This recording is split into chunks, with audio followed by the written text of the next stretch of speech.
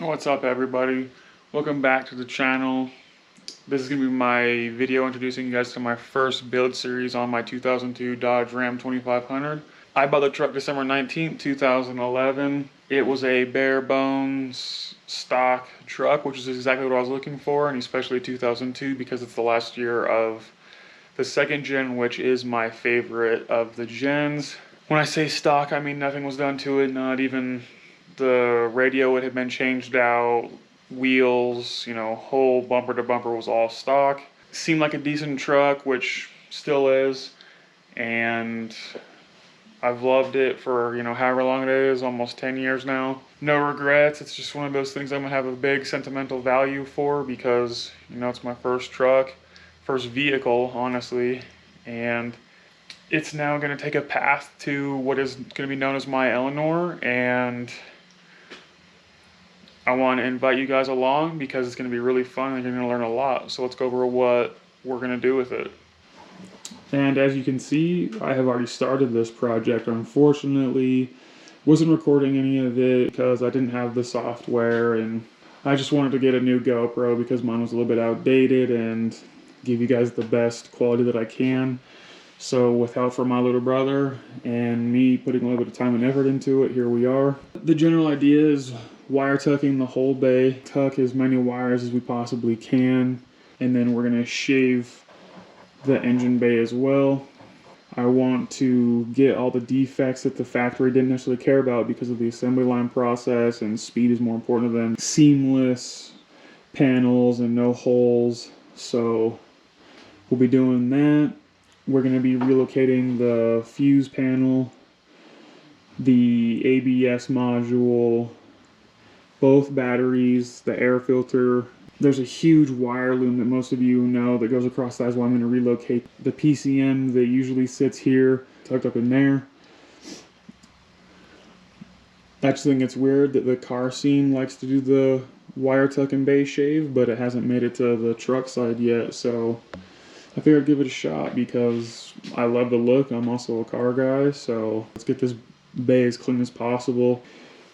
A while back, I did have this battery explode, and nothing was safe. It ruined plastic, it ruined wires, it ruined paint. If I get you guys down here,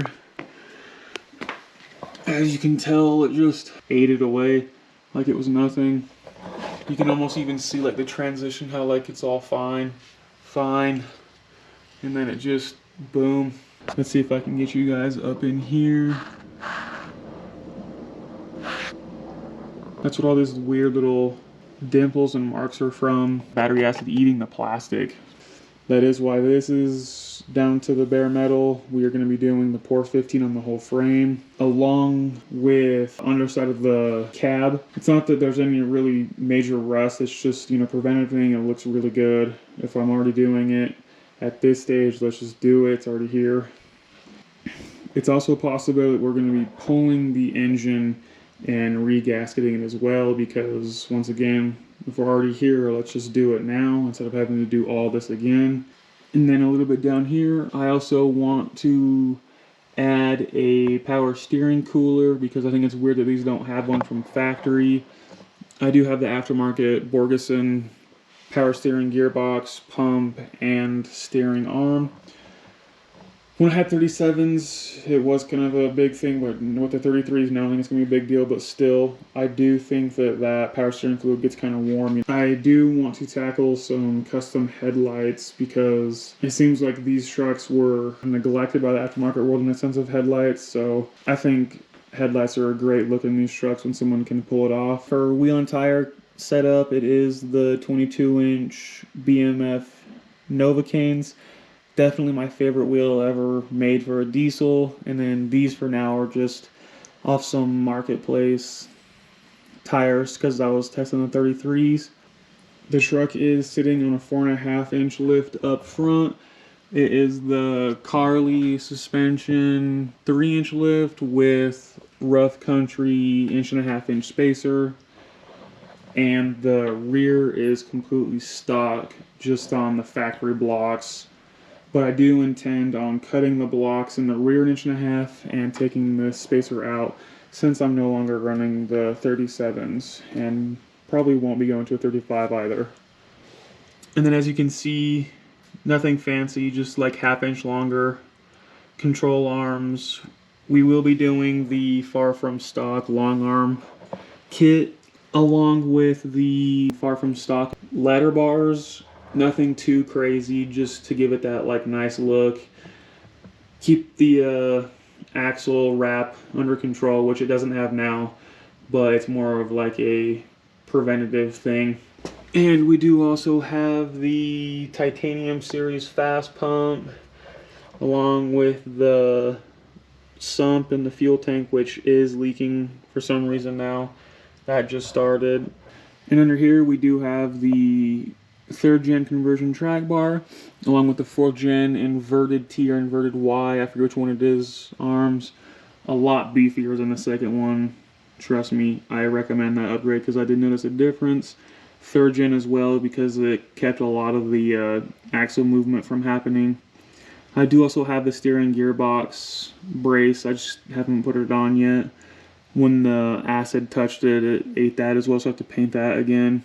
And then as you can see, we will also be sanding the truck down to bare metal, going over with it with some body filler and then some glaze, some high build, base and clear, you know. I don't know the color just yet, but I'm super excited about that because this truck has needed a paint job since I've owned it. The paint scheme with the engine will be anything engine-wise is going to be gloss black, and then I want a majority of everything else to be like a gloss white. I think it's going to be really cool with like the rock lights, and I have some other cool ideas with some LEDs that we can try out to see if it works or not. And let's go in the cab.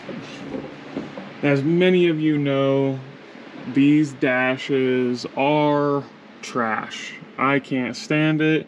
I just think it's gonna happen again. I'm sure when you order like the aftermarket ones, you know, LMC or what have you, they're much better than the factory Dodge ones, but still, I'm not the biggest fan of this layout as well. The dash we will be swapping to has better material, better layout, and I just think it looks much better.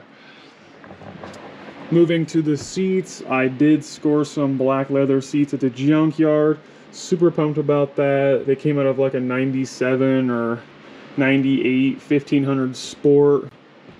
So glad I found that.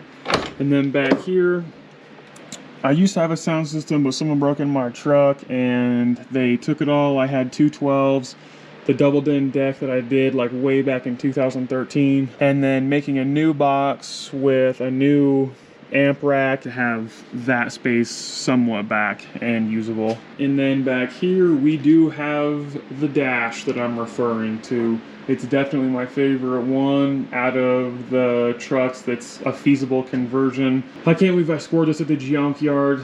I think I paid somewhere around 400 bucks. I have obviously the dash.